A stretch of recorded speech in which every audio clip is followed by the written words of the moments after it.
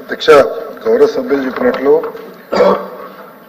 ఈరోజు 2014 నుంచి 24 వరకు ఒకసారి కంపేర్ చేస్తే అధ్యక్ష 5వ తరగతి పిల్లలు 2వ తరగతి తెలుగు చదవడానికి ఇబ్బంది పడుతున్న విషయం వాస్తవ అధ్యక్ష.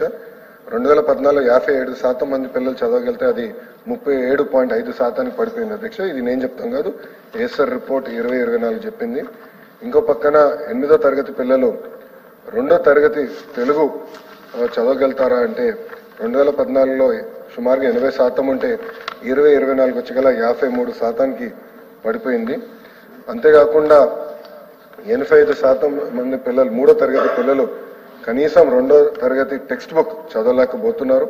63% అంటే 5వ తరగతి పిల్లల్లో చూస్తే 63% మంది బేసిక్ రీడింగ్ చేయలేకపోతున్నారు. 8వ తరగతి పిల్లలు చూస్తే కనీసం 50% మంది ఫ్లూయెంట్ గా మాట్లాడలేకపోతున్నారు. 3వ తరగతి పిల్లలు చూస్తే అధ్యక్ష 60% మంది బేసిక్ సబ్ట్రాక్షన్ చేయలేకపోతున్నారు. 8వ తరగతి పిల్లలు చూస్తే 55% మంది బేసిక్ డివిజన్ కూడా చేయలేకపోతున్నారు అధ్యక్ష. 90% మంది 3వ తరగతి పిల్లలకి బేసిక్ ఫౌండేషనల్ న్యూమరసీ స్కిల్స్ కూడా లేవని ఏసర్ రిపోర్ట్ పేర్కొనడం జరిగింది అధ్యక్ష. అధ్యక్ష మీరు చూస్తే ఈరోజు ప్రభుత్వ పాఠశాలల్లో సంఖ్య తగ్గిందనే విషయం వాస్తవం అధ్యక్ష. సుమారుగా 12 లక్షల మంది school education board of intermediate కలిపితే సుమారుగా 12 లక్షల మంది విద్యార్థులు తగ్గిపోవడం జరిగింది అధ్యక్ష. ఇప్పుడు ఆ సంఖ్య 33.4 లక్షలకి వచ్చింది. ఎందుకు జరిగిందంటే అది గతంలో కొన్ని అనాలోచిత అంటామా లేదంటే కొన్ని సంస్కరణలు చర్చ లేకుండా ఉపాధ్యాయుల పైన పిల్లల పైన వాళ్ళ తల్లిదండ్రుల పైన రుద్దారా అనేది అది షార్ట్ డిస్కషన్ లో చాలా డీటెయిల్ గా డిస్కస్ చేసే అధ్యక్ష. ఆ జియోనే 117 జియో. ఆ 117 జియో వల్ల లోకల్ ఇష్యూస్ పరిగణనలో తీసుకుండా చేశారనుక అక్కడి నుంచి ఫాస్టర్ డిక్లైన్ జరిగి పిల్లలు ప్రైవేట్ పాఠశాలలకు మారిపోతాం అనేది జరిగింది.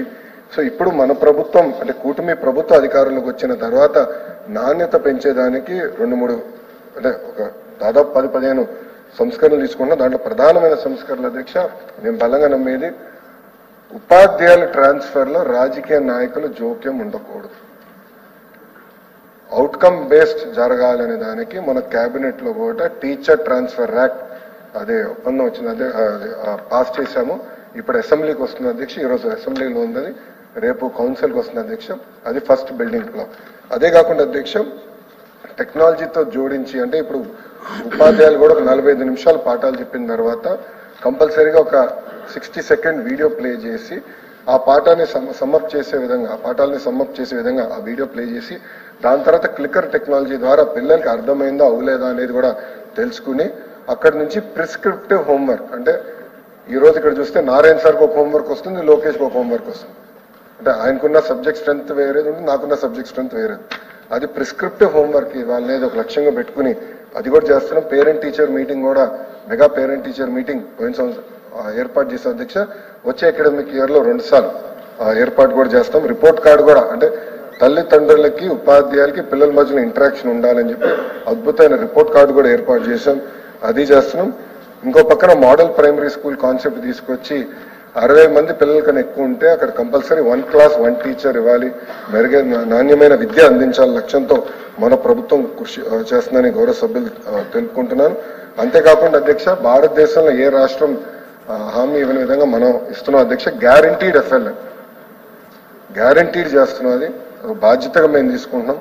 సంఘాలతో కూడా ఎవ్రీ ఫ్రైడే కమిషనర్ గారు కూర్చుంటున్నారు, నీట్ బేస్ నేను కూడా కూర్చుంటున్నాను, వాళ్ళ ఇష్యూస్ ఏముందో తెలుసుకుంటున్నాం. గ్యారంటీడ్ ఎఫ్ఎల్ఎన్ అందించాలని లక్ష్యంతో మేము పనిచేస్తున్నాం అధ్యక్ష. మేము బలంగా నమ్మేది ఈ 10వ తరగతి ఎగ్జామ్ ఇప్పుడు జరుగుతున్నాయి, ఇంటర్ ఎగ్జామ్ జరుగుతున్నాయి, దీంట్లోనే చాలా మార్పు రాబోతుంది, పర్ఫార్మెన్స్ ఇంప్రూవ్ అవుతుందని బలంగా నమ్ముతున్నాం.